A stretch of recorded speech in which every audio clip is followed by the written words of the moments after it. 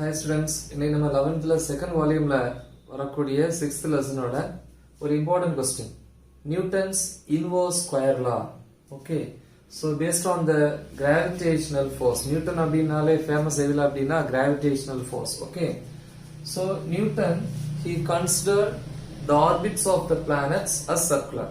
Newton என்ன பண்ணாரு? சன்னை revolve பண்ணி வரக்கூடிய பிளானட்ஸோட ஆர்பிட்ஸ் வந்து சர்க்குலர் அப்படின்னு எடுத்துக்கிட்டாரு. இதுக்கு முன்னாடி Kepler's laws of planetary motion, பிளானட்ஸோட மோஷனை பத்தி கெப்லர் சொல்லியிருந்தாரு. அங்க என்ன சொல்லியிருப்பாரு அப்படின்னா சன்னை ரிவால்வ் பண்ணி வரக்கூடிய பிளானட்ஸ் எல்லாமே வந்து எலிப்டிக்கல் ஆர்பிட்ஸ்ல இருக்கும் அப்படின்ட்டு. ஸோ அதை வந்து கொஞ்சம் மாத்தி அவர் வந்து யோசிக்கிறாரு. So according to Newton, okay, the orbits of the planets are what? Circular. See, so first இங்க சன், இது வந்து என்னது? Sun. Okay, so this is the planet. For example, we can say Earth. Okay, see, இப்ப எப்படி எடுத்துக்கிறாருன்னா the mass of the earth that is denoted by letter small m அப்படின்னு எடுத்துக்கிறாரு. sun வந்து capital M அப்படின்னு எடுத்துக்கிறாரு. Okay, see, this is the distance of the earth from the center of its orbit. See, என்ன orbit அப்படின்னா circular orbit. இதான் சுத்தி வரும் இல்லையா?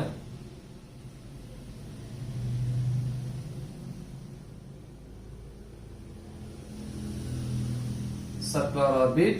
So எல்லா சைடுமே வந்து பாத்தீங்கன்னா distance எப்படி இருக்கும் அப்படின்னா சேமா இருக்கும்.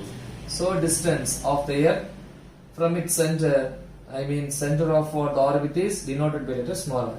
So see, the earth, I mean the planet which is revolving around the sun. Sun வந்து revolve பண்ணுது in a circular orbit, especially in anti-clockwise direction. So its velocity is v. Okay, so when the sun which attracts what? The earth. இல்லையா? So sun வந்து எதை attract பண்ணுது அப்படின்னா earth attract பண்ணுது. எல்லா பிளானட்ஸுக்குமே sunல இருந்தா gravitational force வந்து ப்ரொவைட் ஆகுது. கரெக்ட்டா?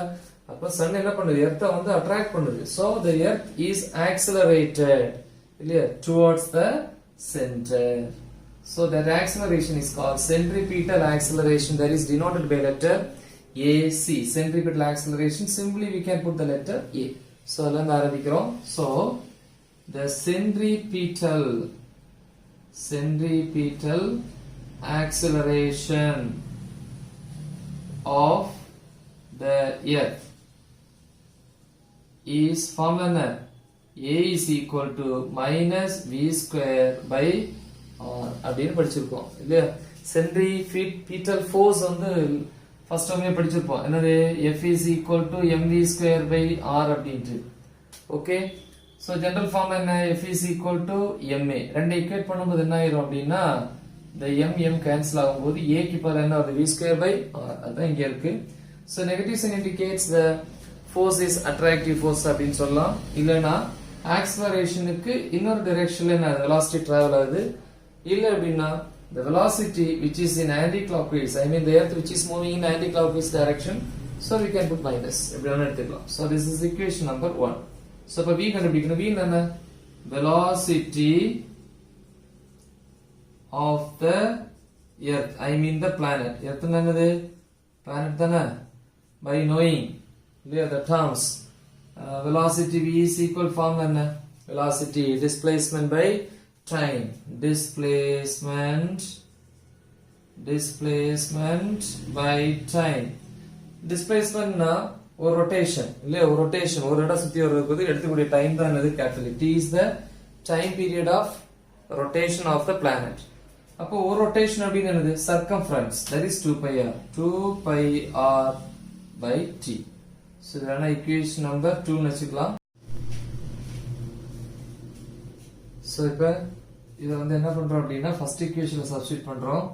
அப்ப a is equal to minus v square. v என்னது? இதா இருக்கு 2 pi r by t the whole square by r is equal to minus இது எல்லாத்துக்குமே ஸ்கொயர் வரும். அப்ப என்னது? 2 square 4 pi square r square by t square by r.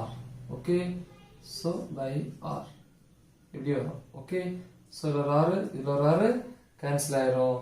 அப்ப என்னது is equal to minus 4 pi square r by t square.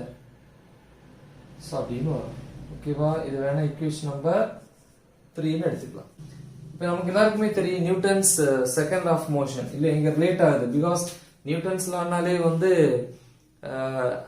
what related with what gravitational force. அதனால Newton second law என்ன சொல்றோம்? law of force ன்னு சொல்றோம்.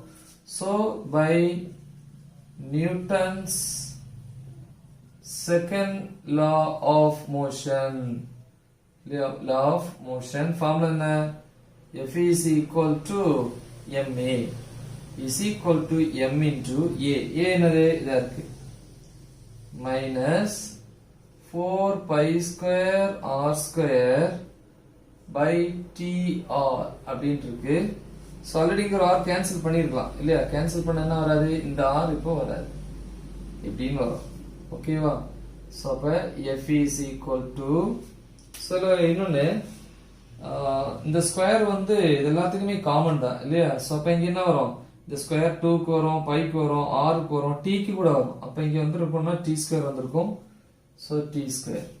So f is equal to minus 4m pi square into r by t square. So this is equation number 4. So according to Newton, the orbit is what? Circular. But according to Kepler, that is elliptical. So அதனால Kepler ஓட ஒரு லாவை இங்க நான் introduce பண்றேன். By Kepler's third law